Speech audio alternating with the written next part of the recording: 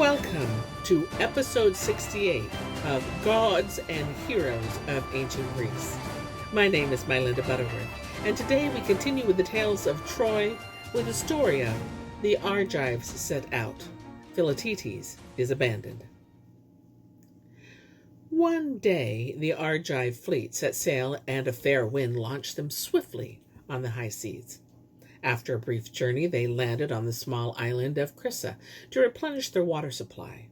Here, the son of Odysseus, Philoctetes, Heracles' friend and comrade in arms and heir to his unerring arrows, discovered a crumbling altar which Jason, on his voyage with the Argonauts, had once dedicated to Pallas Athene, the goddess of that island. The hero rejoiced in his find and was about to make offering to the protectress of the Achaeans when a poisonous adder, such as often guard the sanctuaries of gods, darted towards him and bit him in the foot. He was carried into the ship, and the fleet sailed on, but the wound swelled and grew more and more painful. The son of Odysseus was in torment, and his comrades could not endure the stench of his rotting flesh and of the poisonous discharge oozing from his foot. His screams of anguish and fear disturbed them in everything they undertook, even in the offerings made to the gods. Finally, the sons of Achilles took counsel with crafty Odysseus, for the annoyance of those around the sick hero began to spread through the host. They feared that the wounded Philoctetes would bring a plague upon them when they camped at Troy and embittered their days and his endless lamentations. And so these leaders of their people cruelly decided to abandon the brave hero on the barren, uninhabited coast of the island of Lemnos while they were passing it. But they failed to consider that in losing the man, they were also depriving themselves of his unconquerable arrows. Crafty Odysseus was chosen to execute the plan. He took the sleeping hero on his back and rowed him ashore in a small boat, and there laid him in a cave, leaving him enough food and clothing to enable him to live for a time. The ship had stopped near the island only long enough for the son of Odysseus to be taken ashore. As soon as Odysseus returned, it continued on its course and quickly joined the rest of the fleet. The Argives in Mysia, Telephus. Safely, the Argive fleet reached the coast of Asia Minor. But since the heroes were not familiar with this region, they let the fair wind drive them away from Troy to Mysia, and there cast anchor. All along the shore they encountered armed guards, who in the name of their ruler forbade them to enter these domains before the king had been informed of their coming, and told who they were. Now the king of Mysia was himself an Argive. It was Telephus, son of Heracles and Odysseus, who, after curious adventures, was reunited with his mother at the court of King Telephus of Mysia. Later he married Argive, daughter of Telephus, and succeeded to the throne after her father's death. Without asking who ruled the country they came to, and without deigning to reply, the Achaeans took up their weapons and fell upon the coastguards. Only a few escaped, and these told King Telephus that unknown enemies had arrived by the thousands, and that they had invaded his country, slaughtered the guards, and occupied the shore. The king hurriedly assembled what forces he could and led them against the strangers. He himself was strong and glorious, a son well worthy of his illustrious father, and he had trained his warriors in the manner of the Argives. The Danai, therefore, found themselves faced with resistance they had not looked for, and were soon involved in a long and bloody conflict in which hero strove with hero. One of the bravest among the Argives was Thersander, grandson of King Oedipus, son of Polynices, and comrade in arms of Prince Diomedes. Thersander raged through the host of Telephus, and finally slew the king's most cherished friend, who was fighting at his side. This roused Telephus to blind fury. He began to fight the grandson of Oedipus in single combat. The the son of Heracles, carried off the victory, pierced by his lance. Theresander sank down in the dust. When his friend Diomedes saw this from afar, he groaned with grief, and before Telephus could throw himself on the dead body of his foe to strip him of his armor, Diomedes ran to the spot, slung the corpse over his shoulder, and carried it away, walking with a long, powerful stride. When he passed Ajax and Achilles with this burden on his back, they also were shaken with sorrow and anger. They rallied their men, divided them into two groups, and by a clever ruse turned the tide of the battle so that the Argives were again at an advantage. Tothrantus, the half-brother of Telephus, fell, struck by a missile Ajax had launched. Telephus, who was just pursuing Odysseus, wanted to come to his aid, but stumbled over a vine, for shrewd Achaeans had gradually lured the enemy into a vineyard, and where the terrain was more favorable to the deny. Achilles seized the moment when Telephus was rising from his fall to pierce his left thigh with his spear. Nevertheless, Telephus rose, drew out the weapon, and, screened by some of his men, escaped death. The struggle, with its ups and downs for both sides, would have gone on indefinitely had not night fallen and both armies retired from the field in sore need of rest. The Mysians returned to their city, the Argives to the shore where the ships were anchored. Brave men had died on both sides, and many were wounded.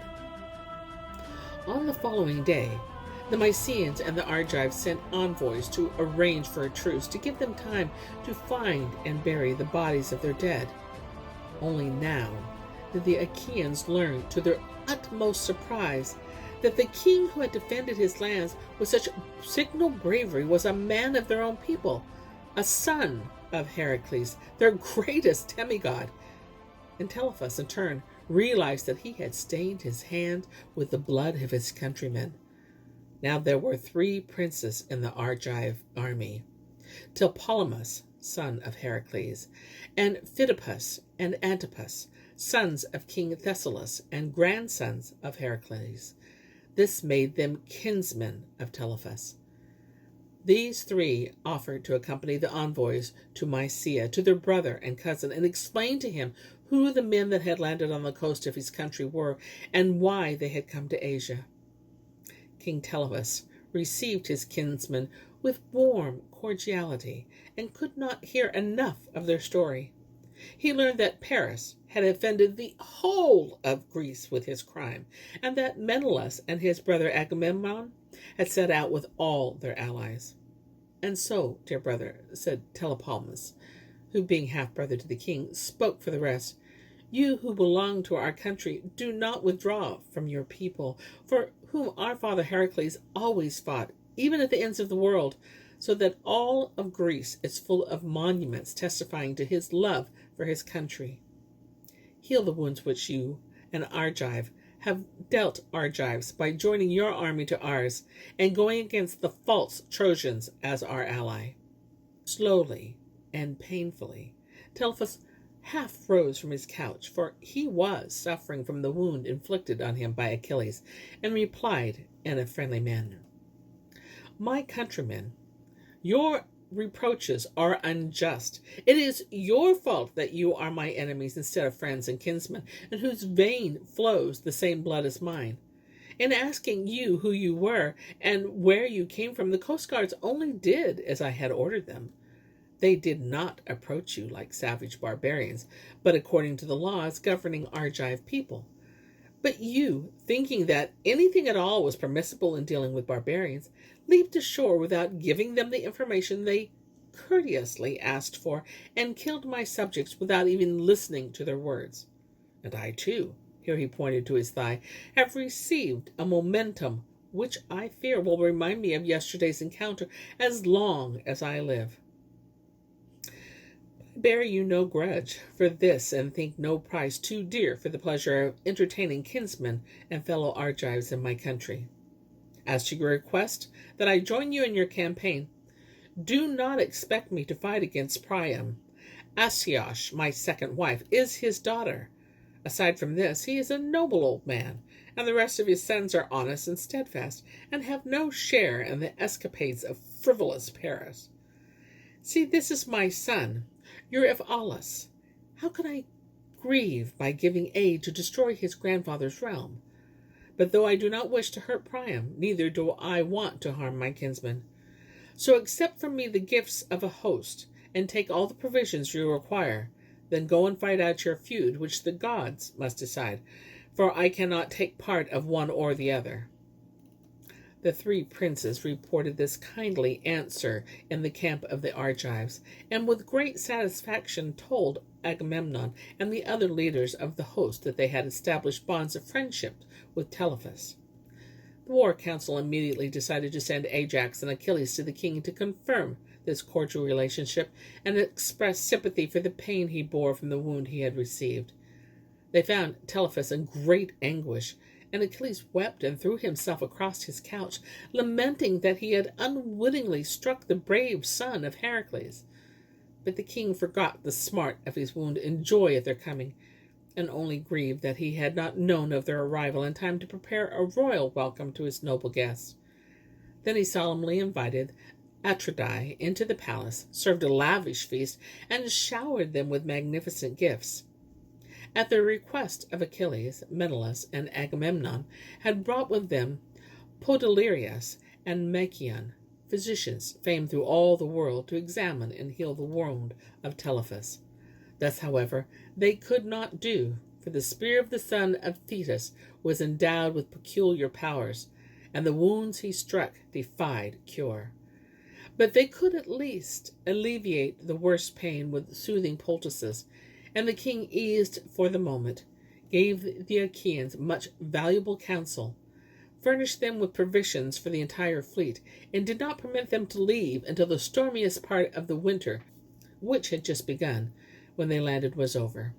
He described to them the exact site of Troy, gave them directions how to go there, and told them that the only good landing place was in the mouth of the river Scamander. And here is where I end my tale for today. But I'll be back tomorrow with more tales. Many more tales. Until then, my friends, enjoy the journey.